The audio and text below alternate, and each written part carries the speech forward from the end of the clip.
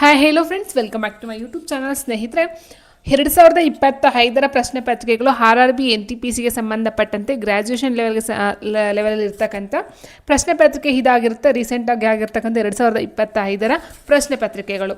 So first question ನೋಡ್ತಾ ಹೋದರೆ,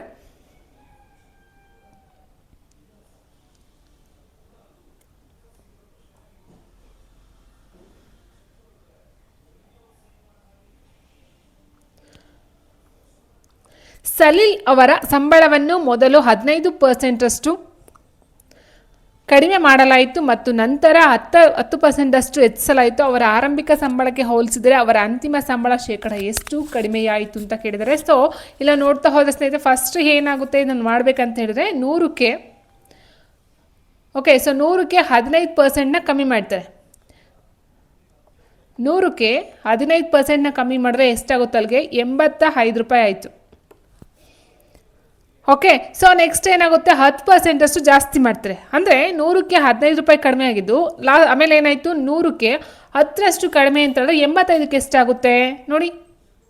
100ಕ್ಕೆ 10% ಕಡಿಮೆ ಆದರೆ 85ಕ್ಕೆ ಎಷ್ಟಾಯಿತು? ಈ 0 ಕ್ಯಾನ್ಸಲ್ ಆದರೆ 8.5 ಆಯಿತು.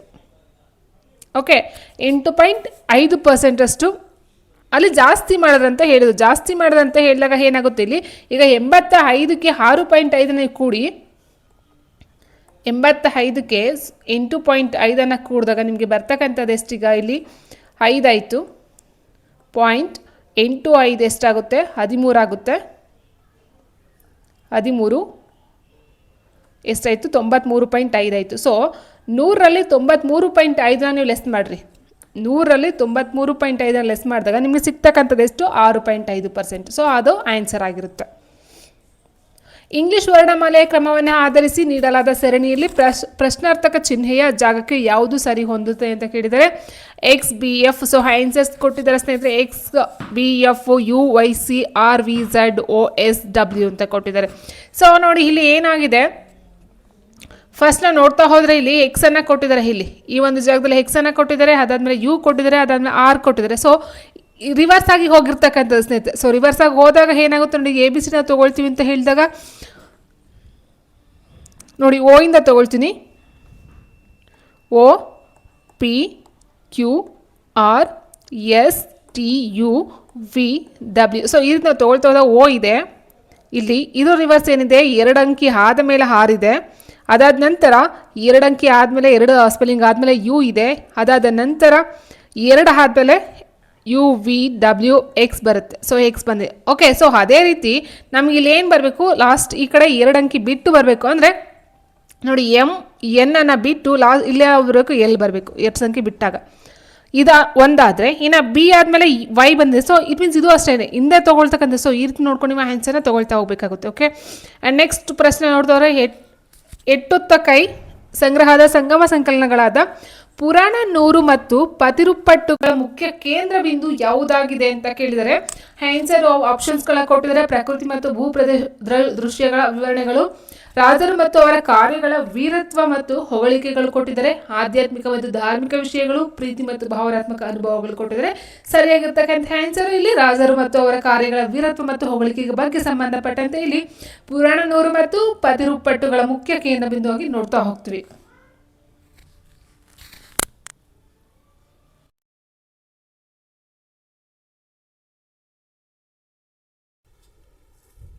ಮುಂದಿನ ಪ್ರಶ್ನೆ ನೋಡ್ತಾ ಹೋದ ಸ್ನೇಹಿತರೆ, ಇದನ್ನು ಸರಳೀಕರಿಸಿ ಅಂತ ಕೊಟ್ಟಿದ್ದಾರೆ. ಸೊ ಇಲ್ಲಿ 3 ಕ್ಯೂಬ್ ರೂಟ್ ಆಫ್ ಅಂತ ತೊಗೊಂಡಾಗ ನಾವು 3 ಕ್ಯೂಬ್ ರೂಟ್ಗೆ ಏನು ಬರುತ್ತೆ ಅಂತ ಹೇಳಿದ್ರೆ ಇದು ನಮಗೆ 18 ಬರುತ್ತೆ. Divided by 4th root of 1000 ಅಂತ ಕೊಟ್ಟಾಗ ಇಲ್ಲಿ 10 ಬರುತ್ತೆ. ಇಂಟು 5/24 ಇಂಟು 78 ಆಯಿತು. ಸೊ ನಾವು ಡೈರೆಕ್ಟಾಗಿ ನೀವು ಡಿವೈಡ್ ಮಾಡ್ತಾ ಹೋಗ್ತಾಗ ನೋಡಿ, 5 1 5 5 10. ಸೊ ಟೋಟಲಾಗಿ ಡಿವೈಡ್ ಮಾಡಿ ಫೈನಲ್ ಆನ್ಸರ್ ಎಷ್ಟು ಬರುತ್ತೆ ಅಂತ ಹೇಳಿ ಸ್ನೇಹಿತರೆ 13 ಬರುತ್ತೆ ಇಷ್ಟೇ. ಸೊ ಟೋಟಲಾಗಿ ಡಿವೈಡ್ ಮಾಡ್ತಾವೆ ಕಂಪ್ಲೀಟಾಗಿ 13 ಬರುತ್ತೆ. Which of the following components is or not a part of the central processing unit? So ಇಲ್ಲಿ CPU, central processing unit CPU ಅಂದರೆ ಕಂಪ್ಯೂಟರ್ಗೆ ಸಂಬಂಧಪಟ್ಟಂಥ ಒಂದು ಪ್ರಶ್ನೆ ಇದಾಗಿರುತ್ತೆ ಸ್ನೇಹಿತರೆ. ಸೊ ನೋಡ್ತಾ ಹೋದರೆ ಗ್ರಾಫಿಕ್ ಕಾರ್ಡ್ ಅಂತಕ್ಕಂಥದ್ದು ಇದು CPUಗೆ ಸಂಬಂಧಪಟ್ಟಿಲ್ಲ. ಸೊ ರೆಜಿಸ್ಟರು, ಕಂಟ್ರೋಲ್ ಯೂನಿಟು ಮತ್ತು ಅರ್ಥಮೆಟಿಕ್ ಲಾಜಿಕಲ್ ಯೂನಿಟ್ ಬಂದು CPUನಲ್ಲಿ ಬರುತ್ತೆ. ಅಂದರೆ CPUನ ಮೇನ್ ಘಟಕಗಳಂತ ಹೇಳ್ತೀವಿ. ಯಾವ್ದು ಬರುತ್ತೆ ಅಂದರೆ 3 ಬರುತ್ತೆ ಸ್ನೇಹಿತರೆ. ಒಂದು ಮೆಮೊರಿ ಬರುತ್ತೆ, memory, CO it means control unit and AL arithmetic and logical unit ಬರ್ತಕ್ಕಂಥ CPU ಆಗುತ್ತೆ. ಬಟ್ ಗ್ರಾಫಿಕ್ ಕಾರ್ಡು ಇದಕ್ಕೆ ಹೊರತಾಗಿದೆ. Which of the following solution is slightly acidic due to hydrolysis ಅಂತ ಕೇಳಿದರೆ ಸೊ ಸರಿಯಾದಂಥ ಒಂದು ಉತ್ತರ ಅವರು NH4Cl ಅಮೋನಿಯಂ ಕ್ಲೋರೈಡ್ ಅಂತಕ್ಕಂಥದ್ದು ಆಗಿರುತ್ತೆ. ಲಿಂಗ ಅಸಮಾನತೆ ಸೂಚ್ಯಂಕ 2022ರಲ್ಲಿ 193 ದೇಶಗಳಲ್ಲಿ ಭಾರತವು ಎಷ್ಟನೇ ಸ್ಥಾನವನ್ನು ಗಳಿಸಿದೆ ಅಂತ ಕೇಳಿದರೆ ಸರಿಯಾದ ಉತ್ತರ 108ನೇ ಸ್ಥಾನದಲ್ಲಿ ಭಾರತ ಇತ್ತು ಅಂತಕ್ಕಂಥದ್ದು ಆಗಿದೆ. 2024ರಲ್ಲಿ ಪ್ರಾರಂಭಿಸಲಾದ ಡಿಜಿಟಲ್ ಕೃಷಿ ಮಿಷನ್ ಬಗ್ಗೆ ಈ ಕೆಳಗಿನ ಯಾವ ಹೇಳಿಕೆಗಳು ಸರಿಯಾಗಿದ್ದಾವೆ? ಅದು ಅಗ್ರಿಸ್ಟ್ಯಾಕ್ ಮತ್ತು ಸಮಗ್ರ ಮಣ್ಣಿನ ಫಲವತ್ತತೆ ನಕ್ಷೆಗಳಂತಹ ಡಿಜಿಟಲ್ ಸಾರ್ವಜನಿಕ ಮೂಲಸೌಕರ್ಯಗಳ ರಚನೆಯನ್ನು ಒಳಗೊಂಡಿದೆ. ಆ್ಯಂಡ್ ಅಗ್ರಿಸ್ಟ್ಯಾಕ್ಸ್ ಅನ್ನು ಸಂಪೂರ್ಣವಾಗಿ ಕೇಂದ್ರ ಸರ್ಕಾರವು ನಿರ್ವಹಿಸುತ್ತದೆ. ಈ ಮಿಷನ್ ದೃಢೀಕೃತ ಡೇಟಾದ ಮೂಲಕ ರೈತರಿಗೆ ಸಾಲ ಮತ್ತು ವಿಮೆಯಂತಹ ಡಿಜಿಟಲ್ ಸೇವೆಗಳನ್ನು ಒದಗಿಸಲು ಪ್ರಯತ್ನಿಸುತ್ತಿದೆ ಅಂತ ಕೊಟ್ಟಿದ್ದಾರೆ. ಸೊ ಇಲ್ಲಿ 2024ರಲ್ಲಿ ಪ್ರಾರಂಭಿಸಲ್ಪಟ್ಟಂತಹ ಡಿಜಿಟಲ್ ಕೃಷಿ ಮಿಷನ್ ಏನಿದೆಯೋ ಇದು ಅಗ್ರಿಸ್ಟ್ಯಾಕ್ ಮತ್ತು ಸಮಗ್ರ ಮಣ್ಣಿನ ಫಲವತ್ತತೆಗಳ ನಕ್ಷೆಗಳನ್ನು ಡಿಜಿಟಲ್ ಸಾರ್ವಜನಿಕ ಮೂಲಸೌಕರ್ಯಗಳ ಬಗ್ಗೆ ಒಳಗೊಂಡಿರ್ತಕ್ಕಂಥದ್ದು ಆಗಿದೆ. ಬಟ್ ಅಗ್ರಿಸ್ಟ್ಯಾಕ್ ಅನ್ನು ಸಂಪೂರ್ಣವಾಗಿ ಕೇಂದ್ರ ಸರ್ಕಾರ ನಿರ್ವಹಿಸ್ತಕ್ಕಂಥದ್ದು ತಪ್ಪಾಗಿದೆ ಸ್ನೇಹಿತರೆ. ಸೊ ಇಲ್ಲಿ 1 ಮತ್ತು 3 ಆನ್ಸರ್ಸ್ ಮಾತ್ರ ಸರಿಯಾಗಿದೆ. ಕಿರಣ್ ಅವರು ತಮ್ಮ ಆದಾಯದ 45% ಖರ್ಚು ಮಾಡುತ್ತಾರೆ. ಒಂದು ವೇಳೆ ಅವರು 66,000 ಉಳಿತಾಯವನ್ನು ಮಾಡಿದರೆ ಅವರ ಆದಾಯ ಎಷ್ಟಿರ್ತದೆ ಅಂತ ಕೇಳಿದರೆ ಸೊ ಇಲ್ಲಿ 45% ಖರ್ಚು ಮಾಡಿದ್ದಾರೆ ಅಂತ ಹೇಳಿದ್ರೆ ಉಳಿದಿರ್ತಕ್ಕಂಥದ್ದು ಎಷ್ಟು 65%. ಸೊ 65%ಗೆ ನಾವು 66,000 ಅಂತ ಲೆಕ್ಕವನ್ನು ಕೊಟ್ಟಿದ್ದಾರೆ. ಇಲ್ಲಿ ಉಳಿತಾಯ 66,000 ಅಂತ. ಸೊ ಅಲ್ಲಿಗೆ 65% ಅಂತ 55 ಓಕೆ 55 45 ಪ್ಲಸ್ 55 100 ಆಯಿತು. 55%ಗೆ 66,000 ಆಗಿದ್ರೆ ಈಗ 45%ಗೆ ಎಷ್ಟಾಯಿತು ಅಂತದ್ದು ನಾವು ಕಂಡುಹಿಡಿಬೇಕಾಗಿರುತ್ತೆ ಸ್ನೇಹಿತರೆ. ಸೊ ಹಾಗಾದ್ರೆ ಯಾವ ರೀತಿ ಕಂಡುಹಿಡಿದೆ ಅಂತ ಹೇಳಿದ್ರೆ ನೋಡಿ ಇಲ್ಲಿ 66,000 ನೀವು 55ರಿಂದ ಡಿವೈಡ್ ಮಾಡಿ ಇಂಟು 45 ಮಾಡಿ ನಿಮಗೆ ಟೋಟಲಾಗಿ ನಿಮಗೆ ಬರ್ತಕ್ಕಂಥದ್ದು ಎಷ್ಟು ಅಂತ ಹೇಳಿದಾಗ 54,000 ಬರುತ್ತೆ. ಓಕೆ 54,000 ಬರುತ್ತೆ. ಇದು ಖರ್ಚು, ಇದು ಆದಾಯ. ಸೊ ಟೋಟಲ್ ತೊಗೊಳ್ತಾ ಹೋದಾಗ 66ಕ್ಕೆ ನೀವು 54 ಕೂಡಿದ್ರೆ ಟೋಟಲ್ ಆಗಿ ಅವನ ಒಂದು ಆದಾಯ ಎಷ್ಟು ಅಂತ ಹೇಳಿದ್ರೆ ಸೊ ಅಲ್ಲಿ ಎಷ್ಟು 1,20,000 ಬರುತ್ತೆ. ಓಕೆ ಸೊ ಈ ರೀತಿ ಈ ಒಂದು ಮೆಥಡ್ ಏನಿದೆಯೋ ಸೊ ಇಷ್ಟನ್ನು ಮಾಡಿ ನಿಮಗೆ ಆನ್ಸರ್ ಸಿಕ್ಕೋಗ್ಬಿಡುತ್ತೆ. ನೆಕ್ಸ್ಟ್ PNOPQRS ಮತ್ತು T ಎಂಬ 7 ಜನರು ಒಂದು ನೇರ ಸಾಲಿನಲ್ಲಿ ಉತ್ತರಕ್ಕೆ ಮುಖ ಮಾಡಿ ಕುಳಿತಿದ್ದಾರೆ. T ಅವರು ಸಾಲಿನ ಒಂದು ತುದಿಯಲ್ಲಿ ಕುಳಿತಿದ್ದಾರೆ. R ಅವರ ಎಡಕ್ಕೆ ಕೇವಲ 2 ಜನರು ಕುಳಿತಿರ್ತಾರೆ. P ಅವರು R ಅವರ ತಕ್ಷಣದ ಬಲಕ್ಕೆ. ಸೊ ಓಕೆ ಇಲ್ಲಿ ಏನಾಗಿದೆ, ಒಂದು ಲೈನಲ್ಲಿ ಕೂತಿದ್ದಾರೆ ಸ್ನೇಹಿತರೆ. ಓಕೆ ಒಂದು ಲೈನಲ್ಲಿ ಇದೆ. ಎಷ್ಟು ಜನ ಇದ್ದಾರೆ? 2 4 6 7 ಜನ ಇದ್ದಾರೆ. 1 2 3 4 5 6 7 ಜನ ಇದ್ದಾರೆ. ಓಕೆ ನೆಕ್ಸ್ಟ್ ಏನಾಗಿದೆ, ಉತ್ತರಕ್ಕೆ ಮುಖ ಮಾಡಿ ಅಂದರೆ ಈ ಸೈಡ್ಗೆ ಮುಖ ಮಾಡ್ಕೊಂಡು ಕೂತಿದ್ದಾರೆ. ಓಕೆ ಸೊ ಈ ಸೈಡ್ ಮುಖ ಮಾಡಿದ್ದಾರೆ ಅಂತ ಹೇಳಿದ್ರೆ ಈ ಸೈಡು ಬಲ ಆಗಿರುತ್ತೆ, ಈ ಸೈಡು ಎಡ ಆಗಿರುತ್ತೆ. ಅಷ್ಟೇ ಅರ್ಥ ಮಾಡ್ಕೊಳ್ಳಿ. T ಅವರು ಸಾಲಿನ ಒಂದು ತುದಿಯಲ್ಲಿ ಕುಳಿತಿದ್ದಾರೆ. ಸೊ T ಈ ಕಡೆನಾರ ಕೂತಿರ್ಬೋದು ಅಥವಾ ಈ ಕಡೆನಾದ್ರೂ ಕೂತಿರ್ಬೋದು ತುದಿಯಲ್ಲಿ. ಅವರ ಎಡಕ್ಕೆ ಕೇವಲ 2 ಜನರು ಕುಳಿತಿದ್ದಾರೆ. ಓಕೆ ಸೊ ಇಲ್ಲಿ ಏನಾಯಿತು, T ಅವರು ಸಾಲಿನ ಒಂದು ತುದಿಯಲ್ಲಿ ಕುಳಿತಿದ್ದಾರೆ. R ಅವರ ಎಡಕ್ಕೆ ಕೇವಲ 2 ಜನರು ಅಂದರೆ 6 ಇದ್ದಾರಲ್ವಾ, ಸೊ ಅವರ ಎಡಭಾಗಕ್ಕೆ ಕೇವಲ 2 ಕುಳಿತಿದ್ದಾರಂತೆ. ಅಂದರೆ ಇಲ್ಲಿ ಎಡ ಅಂತ ಆಯಿತು. ಸೊ ಅಲ್ಲಿಗೆ 6 ಇಲ್ಲಿ ಬರ್ತಾರೆ. ಎಡ ಅಂತ ಹೇಳಿದಾಗ ಇಲ್ಲಿ ಇದೊಂದು 2 ಎಡಭಾಗಕ್ಕೆ ಬರ್ತಾರೆ. ಹೌದಾ? ಈ ನೆಕ್ಸ್ಟ್ ಏನಾಯಿತು, P ಅವರು R ಅವರ ತಕ್ಷಣದ ಬಲಕ್ಕೆ. ಸೊ R ಅವರ ತಕ್ಷಣ ಬಲಕ್ಕೆ P ಅವರು ಕೂತಿದ್ದಾರೆ. ಬಲ ಅಂದರೆ ಈ ಕಡೆ ಬರುತ್ತೆ, P ಬಂತು. ಆ್ಯಂಡ್ ನೆಕ್ಸ್ಟು ಮತ್ತು S ಅವರ ತಕ್ಷಣದ ಎಡಕ್ಕೆ ಕುಳಿತಿದ್ದಾರೆ. S ಅವರು ತಕ್ಷಣ ಅಂದರೆ P ಅವರು R ಅವರ ತಕ್ಷಣದ ಬಲಕ್ಕೆ ಕೂತಿದ್ದಾರೆ ಮತ್ತು S ಅವರು ಎಡಕ್ಕೆ ಕೂತಿದ್ದಾರೆ. ಎಡ ಅಂದರೆ ಈ ಕಡೆ ಬರುತ್ತೆ. ಓಕೆ 6 ಅವರ ಎಡಕ್ಕೆ S, 6 ಅವರ ಬಲಕ್ಕೆ P ಆಯಿತು. Q ಅವರು O ಅವರ ತಕ್ಷಣದ ಎಡಕ್ಕೆ ಕುಳಿತಿದ್ದಾರೆ. Q ಮತ್ತು O ಇಲ್ಲಿ ಬರ್ತಾರೆ ಸ್ನೇಹಿತರೆ. ಇಲ್ಲಾದರೂ ಬರಬಹುದು, ಯಾಕಂದರೆ T ಈ ಕಡೆ ಎಂಡ ಈ ಕಡೆ ಎಂಡ ಅಂತ ನಮ್ಗೆ ಗೊತ್ತಿಲ್ಲ. ಇನ್ನೂ ಎಂಡ್ ಅಂತ ಹೇಳಿದ್ದಾರೆ ಅಷ್ಟೇ, ಬಟ್ ಯಾವ ಸೈಡ್ ಅಂತ ಹೇಳಿಲ್ಲ. Q ಅವರು O ಅವರ ತಕ್ಷಣದ ಎಡಕ್ಕೆ ಕೂತಿದ್ದಾರೆ. ಸೊ ಇಲ್ಲಾದರೂ ಬರ್ಬೋದು ಅಥವಾ ಇಲ್ಲಾದರೂ ಬರ್ಬೋದು. ಸೊ ಅದನ್ನ ನೆಕ್ಸ್ಟ್ ನಾವು ನೋಡ್ಕೊಂಡು ಮಾಡೋಣ. ನೆಕ್ಸ್ಟ್ ಏನಾಗುತ್ತೆ, ಇಲ್ಲಿ Q ಅವರು ಸಾಲಿನ ತುದಿಯಲ್ಲಿ ಕುಳಿತಿಲ್ಲ. ಓಕೆ Q ಅವರು O ಅವರ ತಕ್ಷಣದ ಎಡಕ್ಕೆ ಕುಳಿತಿದ್ದಾರಂತೆ. ಓರವರ ತಕ್ಷಣಕ್ಕೆ ಎಡಕ್ಕೆ ಕುಳಿತಾರೆ. ಬಟ್ Q ಅವರು ಸಾಲಿನ ತುದಿಯಲ್ಲಿ ಕುಳಿತಿಲ್ಲ. Q ಲಾಸ್ಟ್ ಬಂದಿಲ್ಲ, ಮಧ್ಯದಲ್ಲೆಲ್ಲ ಕೂತಿದ್ದಾರೆ. ಹಾಗಾದರೆ O ಮತ್ತು N ಅವರ ನಡುವೆ ಎಷ್ಟು ಜನರು ಕುಳಿತಿದ್ದಾರೆ ಅಂತ ಕೇಳಿದ್ದಾರೆ. ಓಕೆ ಇಲ್ಲಿ ಏನಾಯಿತು, ಇಲ್ಲೇನಾಯಿತು, ಕ್ಯೂ ಅವರು ಓ ಅವರ ತಕ್ಷಣದ ಎಡಕ್ಕೆ, ನೋಡಿ ಇಲ್ಲಿ ಕ್ಯೂ ಅಂತ ತೊಗೊಂಡ್ರೆ ಸ್ನೇಹಿತರೆ ಓರವರ ತಕ್ಷಣ ಎಡಕ್ಕೆ, ಕ್ಯೂ ಅವರು ಓಕೆ ಕ್ಯೂ ಅವರು ಓ ಅವರ ತಕ್ಷಣ ಎಡಕ್ಕೆ. ಸೊ ಇದು ಓ ಬರುತ್ತೆ, ಇದು ಕ್ಯೂ ಬರುತ್ತೆ, ಯಾಕಂದರೆ ಓನ ತಕ್ಷಣ ಎಡಕ್ಕೆ ಅಂತ ಹೇಳಿದರೆ. ಸೊ ಹಾಗಾಗಿ ಓ ಕ್ಯೂ ಆಯಿತು. ಆ್ಯಂಡ್ ಇಲ್ಲೊಂದು ಪಾಯಿಂಟ್ನ ಅರ್ಥ ಮಾಡ್ಕೊಳ್ಳಿ, ಟಿ ಅವರು ಸಾಲ ಒಂದು ತುತ್ತ ತುದಿಯಲ್ಲಿ, ತುದಿಯಿಂದ ಹೆಣ್ಣು ಅಂತ ಆಯಿತು, ಟಿ ಇಲ್ಲಿ ಬರುತ್ತೆ, ಇನ್ನು ಉಳಿದಿರ್ತಕ್ಕಂಥದ್ದೇನಿದೆ ಎನ್ನು ಇಲ್ಲಿ ಬರುತ್ತೆ ಸ್ನೇಹಿತರೆ. ಓಕೆ, ಸೊ ಹೀಗಿರಬೇಕಾದ್ರೆ ಓ ಮತ್ತು ಎನ್ ಅವರ ನಡುವೆ ಎಷ್ಟು ಜನರು ಕುಳಿತಿದ್ದಾರೆ ಅಂತ ಕೇಳಿದ್ದಾರೆ. ಇದು ಓ ಅಂತ ಇದೆ, ಇದು ಎನ್ ಇದೆ, ಅವರ ನಡುವೆ ಎಷ್ಟಿದೆ, 1 2 3 4 ಜನ ಕೂತಿದ್ದಾರೆ. ಸೊ ಇದು ಆನ್ಸರ್ ಆಗಿರುತ್ತೆ.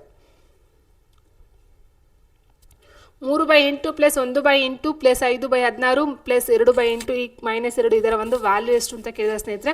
ಸೊ ಫಸ್ಟ್ ನಾವು ಇದು ಏನು ಹಾಕ್ಕೊಳ್ಬೋದು, 3/8 ಅಂತ ತೊಗೊಳ್ತೀವಿ, ಪ್ಲಸ್ 1/8 ಪ್ಲಸ್ 5/16 ಪ್ಲಸ್ 2/8 ಮೈನಸ್ 2/1 ಅಂತ ತೊಗೊಳ್ಬಹುದು ಸ್ನೇಹಿತರೆ.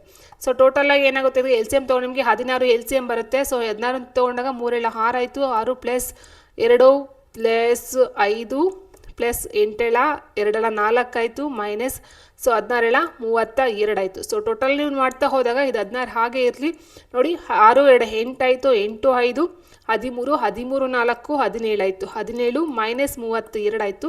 ಈಗ ಮೈನಸನ್ನು ಮಾಡಿ ಹೋಗಿ 17ರಲ್ಲಿ 32 ಮೈನಸ್ ಮಾಡಿದಾಗ ನಮಗೆ -15/16 ಬರುತ್ತೆ. ಯಾಕಂದರೆ ಇಲ್ಲಿ ಮೈನಸ್ ದೊಡ್ಡ ಸಂಖ್ಯೆಯಿಂದ ಇರೋದ್ರಿಂದ ನಾವು -15 ತೊಗೊಳ್ತೀವಿ ಸ್ನೇಹಿತರೆ. ಸೊ ಈ ರೀತಿ ನಾವು ಮಾಡ್ತಾ ಹೋಗಬೇಕಾಗುತ್ತೆ. ಆ್ಯಂಡ್ ನೆಕ್ಸ್ಟ್ ನಾವು ನೋಡ್ತಾ ಹೋದರೆ 2005ರಲ್ಲಿ ಚೀನಾದ ಬೆಲ್ಟ್ ಆ್ಯಂಡ್ ರೋಡ್ ಇನಿಷಿಯೇಟಿವ್ನಿಂದ ನಿರ್ಗಮಿಸಿದ ಲ್ಯಾಟಿನ್ ಅಮೆರಿಕದ ಮೊದಲ ದೇಶ ಯಾವುದಂತ ಕೇಳಿದರೆ Argentina, Chile, Colombia, Panama. Answer ಅವರೇ ಕೊಟ್ಟಿದ್ದಾರೆ, ಆಪ್ಷನ್ 4 ಪನಾಮಾ. ಓಕೆ, ಸೊ ಇದೆಲ್ಲ ಆನ್ಸರ್ಸು ಅಲ್ಲಿ ಅಫಿಷಿಯಲ್ ಆಗಿ ಬಂದಿರತಕ್ಕಂಥದ್ದು ಆಗಿರುತ್ತೆ. ಈ ಕೆಳಗಿನಲ್ಲಿ ಯಾರು ನವೆಂಬರ್ 2024ರಲ್ಲಿ ಭಾರತದ ಮಹಾಲೇಖಪಾಲಕರಾಗಿ ಅಧಿಕಾರವನ್ನು ವಹಿಸ್ಕೊಂಡಿದ್ರು? Controller general of India in November 2024. Okay, so answer option K Sanjay Murthy. February 2025ರಲ್ಲಿ ಚಿನ್ನದ ಸಾಲ ಮಾರುಕಟ್ಟೆಯಲ್ಲಿ ತನ್ನ ಅಸ್ತಿತ್ವವನ್ನು ಬಲಪಡಿಸಿಕೊಳ್ಳುವುದಕ್ಕಾಗಿ ಮುತ್ತೂಟ್ ಫೈನಾನ್ಸ್ ಸಂಸ್ಥೆಯು ಭಾರತದಾದ್ಯಂತ ಎಷ್ಟು ಹೊಸ ಶಾಖೆಗಳನ್ನು ತೆರೆಯಲು RBI ಅನುಮೋದನೆಯನ್ನು ನೀಡಿತ್ತು ಅನ್ನೋದು ಪ್ರಶ್ನೆ ಆಗಿದೆ. ಆಪ್ಷನ್ಸ್ 115, 125, 120, 110 ಕೊಟ್ಟಿದ್ದಾರೆ. ಇದೊಂದು ಕರೆಂಟ್ ಅಫೇರ್ಸ್ಗೆ ಸಂಬಂಧಪಟ್ಟಂಥ ಪ್ರಶ್ನೆ ಆಗಿರುತ್ತೆ ಸ್ನೇಹಿತರೆ. ಸೊ ನೀವು ನೋಡ್ತಾ ಹೋದರೆ current affairs and science and ಅದ್ರ ಜೊತೆಗೆ ಈ ಒಂದು ಮೆಂಟಲ್ ಎಬಿಲಿಟಿ ಆ್ಯಂಡ್ ಮ್ಯಾಥ್ಸ್ ಬರುತ್ತೆ. ಸೊ ಈ ರೀತಿ ನೀವು ಸ್ಟಡಿಯನ್ನು ಮಾಡ್ತಾ ಹೋಗಬೇಕಾಗುತ್ತೆ. ಸೊ ಆನ್ಸರ್ ಆಪ್ಷನ್ 1 115 ಶಾಖೆಗಳು. ನೆಕ್ಸ್ಟ್, ಒಬ್ಬ ವ್ಯಾಪಾರಿಯು ಒಂದಕ್ಕೆ 7 ನಿಂಬೆಹಣ್ಣುಗಳನ್ನು ಖರೀದಿಸ್ತಾನೆ. 75% ಲಾಭ ಪಡೆಯಲು ಅವನು ಒಂದಕ್ಕೆ ಎಷ್ಟು ನಿಂಬೆಹಣ್ಣುಗಳನ್ನು ಮಾರಾಟವನ್ನು ಮಾಡಬೇಕಂತ ಕೇಳಿದ್ರೆ, ಅಂದರೆ ₹1 ಅವನು ಏನು ಮಾಡ್ತಾನೆ, 7 ಹಣ್ಣುಗಳನ್ನ ತೊಗೊಳ್ತಾನೆ. ಸೊ ಅಲ್ಲಿ ಹಾಕಿರ್ತಕ್ಕಂಥ ಬಂಡವಾಳ ಅಥವಾ ಎಷ್ಟು ಅವ್ನ ಬಂಡವಾಳ ಕೊಂಡ ಬೆಲೆ ಎಷ್ಟಾಗಿದೆ, ₹1 ಆಗಿದೆ. ಸೊ ಈಗ 75% ಲಾಭವನ್ನು ಅವನು ಪಡ್ಕೊಳ್ಬೇಕು. ಅವನು 75% ಲಾಭ ತಗೊಳ್ತಾನೆ ಅಂದರೆ ₹1 ಹಾಕಿದ್ದಾನೆ ಬಂಡವಾಳ. ಈಗ ಅವ್ನಿಗೆ ಎಷ್ಟು ಬೇಕು, ₹1.75 ಅಂದರೆ ಮಾರಾಟ ಮಾಡಬೇಕು. ಅವನು 7 ನಿಂಬೆಹಣ್ಣು ಮಾರಿ ಈಗ ಅವ್ನು ಏನು ಮಾಡಬೇಕು, 1.75 ಅಂದರೆ 75% ಲಾಭ ತೊಗೋಬೇಕಂದ್ರೆ ಅವನಿಗೆ ಏನು ಮಾಡಬೇಕು, ₹1.75 ತೊಗೋಬೇಕು ಲಾಭನ.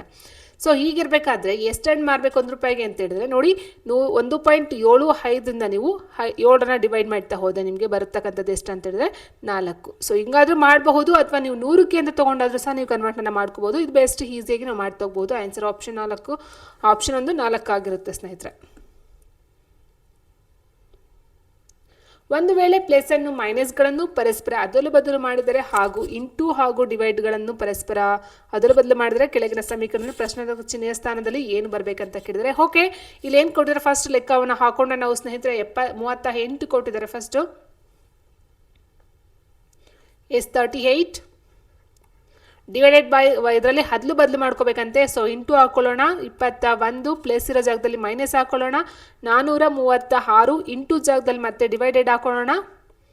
ಆ್ಯಂಡ್ 4 ಕೊಟ್ಟಿದ್ದಾರೆ, ಮೈನಸ್ ಬದಲು ಪ್ಲಸ್ ಹಾಕೊಳ್ಳೋಣ, 73.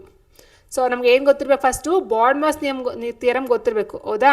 ಸೊ ಬಾಡ್ಮಾಸ್ ಏನು ಬರುತ್ತೆ, ಬ್ರಾಕೆಟ್ ಫಸ್ಟ್ ಬ್ರಾಕೆಟ್ ಓಪನ್ ಮಾಡ್ಕೋಬೇಕು, ಅದಾದ ನಂತರ ಡಿವಿಷನ್ ಮಾಡಬೇಕು, ಅದಾದ ನಂತರ ಮಲ್ಟಿಪ್ಲಿಕೇಶನು, ಅದಾದ ನಂತರ ಅಡಿಷನು, ಅದಾದ ನಂತರ ಸಬ್ಟ್ರಾಕ್ಷನ್ ಮಾಡಬೇಕು. ಸೊ ಈ ಆರ್ಡ್ರಲ್ಲೇ ನಾವು ಬಿಡಿಸ್ಕೊಳ್ತಾ ಹೋಗಬೇಕಾಗುತ್ತೆ. ಸೊ ಫಸ್ಟ್ ನಾವು ಕೂಡ್ತೀವಿ, ಫಸ್ಟ್ ಕಳಿತೀವಿ ಅನ್ನೋದಲ್ಲ, ಫಸ್ಟ್ ನಾವು ಬ್ರಾಕೆಟ್ ಓಪನ್ ಮಾಡಬೇಕು. ಬ್ರಾಕೆಟ್ ಇಲ್ಲ ಅಂತ ಹೇಳಿದ್ರೆ ನಾವು ಫಸ್ಟ್ ಡಿವಿಷನ್ ಮಾಡಬೇಕು, ಅದಾದ ನಂತರ ಮಲ್ಟಿಪ್ಲೈ ಮಾಡಬೇಕು, ಅದಾದ ನಂತರ addition, subtraction. Okay, so division ಇಲ್ಲಿದೆ ನೋಡಿ. ಡಿವಿಷನ್ ನಾವು ಮಾಡ್ತಾ ಹೋದಾಗ ಇಲ್ಲಿ ಬರ್ತಕ್ಕಂಥ ಎಷ್ಟು, 4 ಅಂದರೆ 4 ನೋಡಿ. 4 ಇಂದ ನೀವು ಮಾಡ್ತಾ ಹೋದರೆ ಡೈರೆಕ್ಟಾಗಿ 109 ಬರುತ್ತೆ ಸ್ನೇಹಿತರೆ. ಓಕೆ, ಸೊ ಇದಾದ ನಂತರ ಇವೆರಡನ್ನ ಮಲ್ಟಿಪ್ಲೈ ಮಾಡ್ಕೊಳ್ಳಿ ನೀವು. ಮಲ್ಟಿಪ್ಲೈ ಮಾಡಿದಾಗ ನಿಮಗೆ ಬರ್ತಕ್ಕಂಥದ್ದು 798 ಆಗಿರುತ್ತೆ.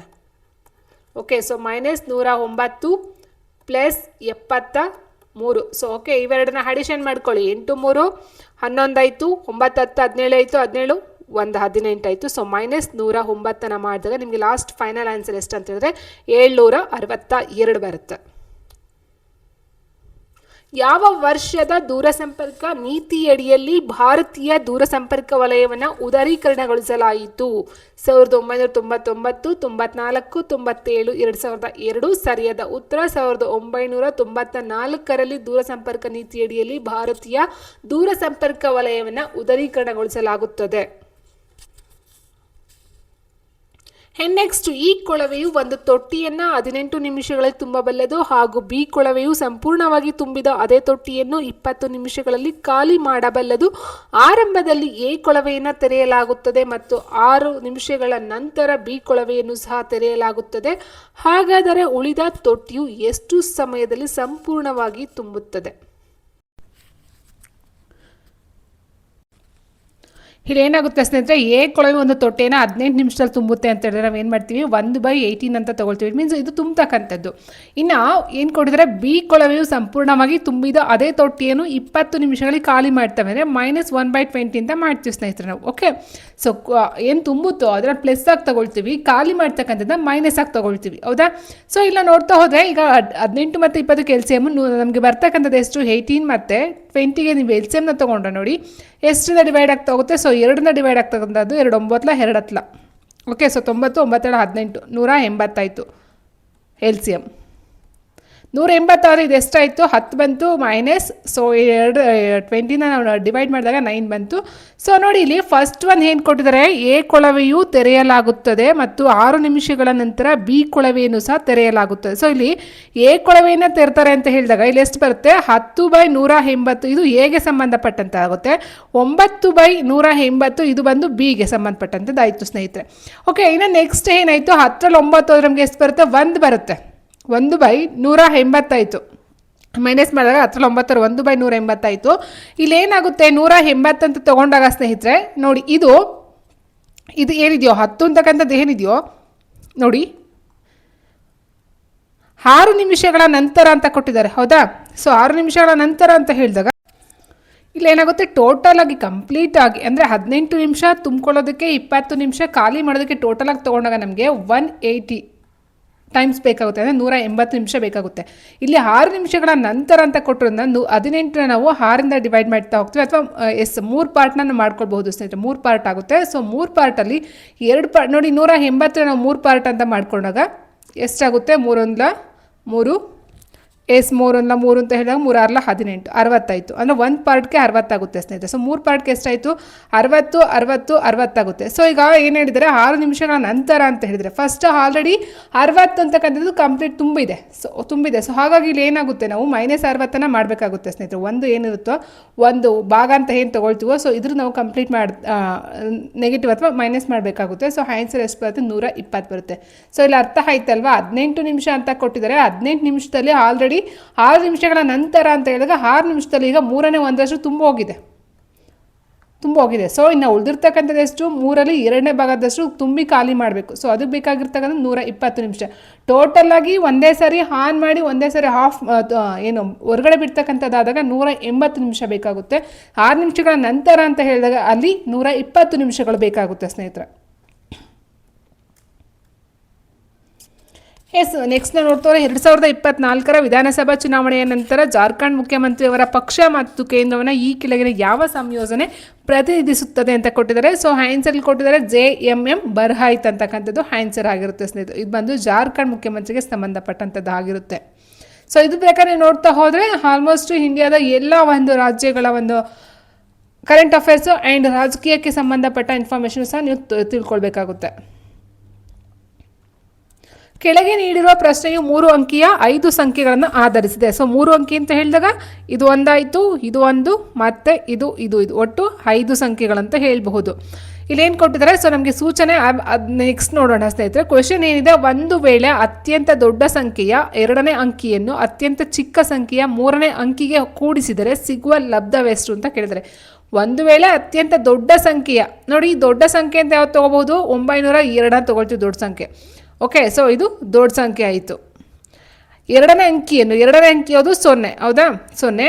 ಅತ್ಯಂತ ಚಿಕ್ಕ ಸಂಖ್ಯೆ ಯಾವ್ದು ಬರುತ್ತೆ ಇಲ್ಲಿ, ಇದು ಬರುತ್ತೆ ಸ್ನೇಹಿತರೆ, ಹೌದಾ. ಅತ್ಯಂತ ಚಿಕ್ಕ ಸಂಖ್ಯೆ ದಿಸ್ ಒನ್ 283. ಅತ್ಯಂತ ಚಿಕ್ಕ ಸಂಖ್ಯೆಯ 3ನೇ ಅಂಕಿ ಯಾವ್ದು ಬರುತ್ತೆ, ಇದು ಬರುತ್ತೆ. ಅದಕ್ಕೆ ಕೊಟ್ಟಿದ್ದಾರೆ ಎಕ್ಸಾಂಪಲ್ ಉದಾಹರಣೆ, 692ರಲ್ಲಿ ಮೊದಲನೇ ಸಂಖ್ಯೆ 6, 2ನೇ ಅಂಕಿ 9, 3ನೇ ಅಂಕಿ ಬಂದು 7. ಓಕೆ, ಸೊ ಅದೇ ರೀತಿ ನಾವು ನೋಡ್ತಾ ಹೋದಾಗ ಅತ್ಯಂತ ಚಿಕ್ಕ ಸಂಖ್ಯೆ ಯಾವ್ದು ಬರುತ್ತೆ, 283 ಬರುತ್ತೆ. ಅತ್ಯಂತ ಚಿಕ್ಕ ಸಂಖ್ಯೆಯ 3ನೇ ಅಂಕಿ ಯಾವುದು 3 ಆಗಿರುತ್ತೆ. ಸೊ 3 ಏನು ಮಾಡಬೇಕು, ಕೂಡಿಸಿದರೆ 0 ಮತ್ತು 3ನ ಕೂಡಿಸಿದ್ರೆ 3 ಬರುತ್ತೆ. ಸೊ ಇದಾಗಿರುತ್ತೆ.